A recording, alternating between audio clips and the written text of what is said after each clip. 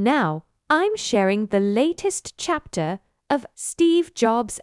In 1988, Steve Jobs stood under the spotlight at Davies Symphony Hall in San Francisco, unveiling the highly anticipated next computer. Its black magnesium alloy case was like a mini sculpture, and the built-in CD drive could even play Beethoven symphonies. The media went crazy. Newsweek called it the computer for the universe, and the audience gave a standing ovation for a full 5 minutes.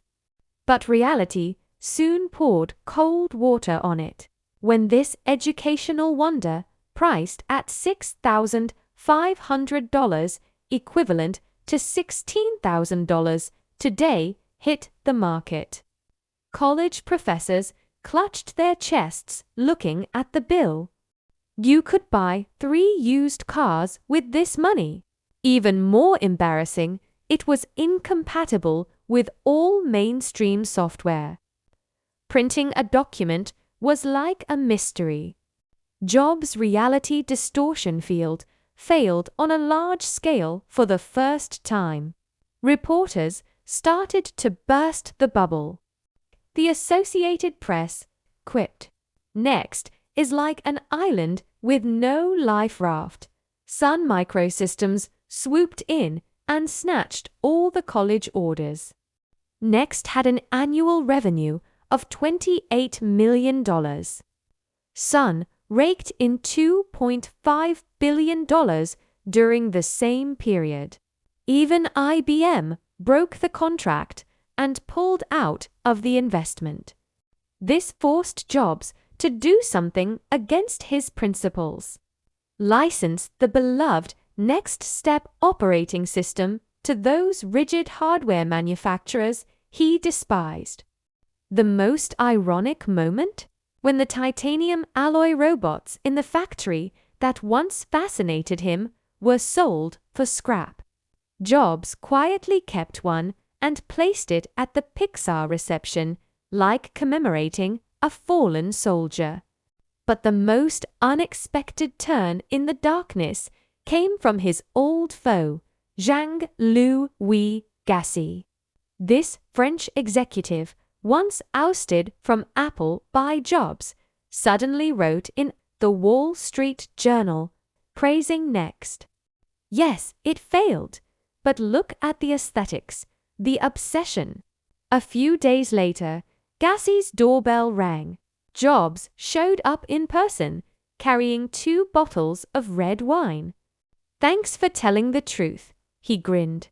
Even more amazingly, the two appeared side by side at Intel CEO Andy Grove's press conference, announcing that the next system would be integrated into IBM computers.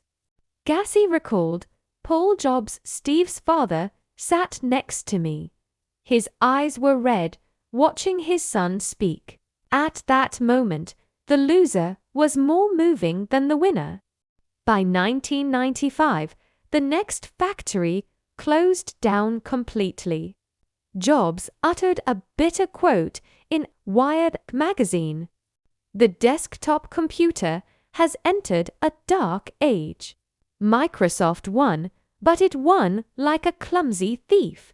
While walking on the beach, he joked to Larry Ellison, the boss of Oracle, "I'm a proper pauper now, except for that little bit of Pixar stock." Ellison proposed a hostile takeover of Apple to help him regain power. But Jobs shook his head. "Unless they beg me to come back on their knees." Meanwhile, Apple's headquarters in Cupertino was in chaos.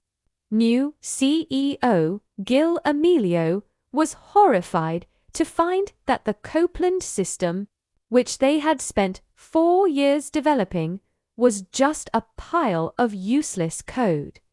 When Jobs learned that Apple was considering installing the Windows system, he smashed the glass in his hand.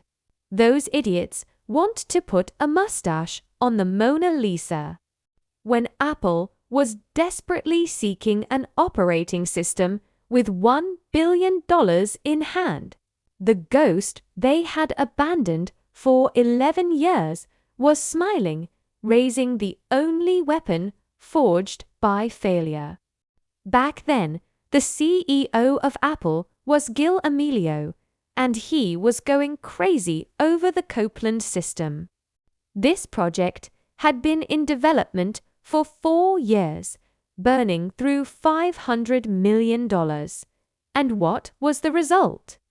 A bunch of engineers told him, "Boss, this mountain of code won't work even if we work on it for another 4 years." Amelio made up his mind. Go out and get an off-the-shelf system. 2 names emerged. First, you'd never guess, it was an old acquaintance, Zhang Louis Garcia. After leaving Apple, he developed the BOS system. It had great technology and a high reputation in the industry. Second was Steve Jobs, who everyone thought had failed completely. Along with his next step system that was well regarded but not commercially successful. The script of fate set up a final interview between these 2 old rivals. Garcia went first. He knew his technology well, but his arrogance was obvious. When Amelio asked what he wanted, Garcia made an outrageous demand. He didn't want a one-time buyout fee. He wanted 15% to 20% of the price of every future Mac. The Apple executives' faces turned green. This wasn't inviting a wolf into the house. It was inviting a master. Then it was Jobs' turn. He walked into the Apple conference room in his iconic jeans and black turtleneck. It was like time had gone back 11 years. But he wasn't there to sell software. He was there to perform. He didn't get bogged down in code details. Instead, he demonstrated the next step system like a Hollywood blockbuster. Multitasking was smooth as silk. And the development tools were so powerful that developers would be in tears. Most importantly, his reality distortion field was in full force. He told the Apple executives, "I'm not here to haggle. The problem is, Apple's operating system is terrible. You don't know how to build a platform. What I have is the only thing that can save you." He turned a business negotiation into a lesson from a genius to a bunch of idiots session. Poor Amelio, the CEO, was completely under Jobs' thumb in Jobs' living room. Jobs would scold Apple's decline one moment and paint a picture of the future the next. Finally, an agreement was reached. Apple bought Next for $429 million. But the money wasn't the point. The point was, Jobs would return to Apple as an informal advisor. The news was announced at the 1997 Macworld Conference. When Amelio was halfway through his speech, the lights dimmed and a figure emerged from the side stage. The thousands of Apple die-hard fans in the audience were silent at first, then erupted into thunderous applause and screams. Steve Jobs was back. He stood on the stage, thinner than 11 years ago, but with sharper eyes. He didn't say any niceties. Instead, he dropped a bombshell. He said, "Apple's problem is that the products are lousy. They have no taste. We've forgotten who we are."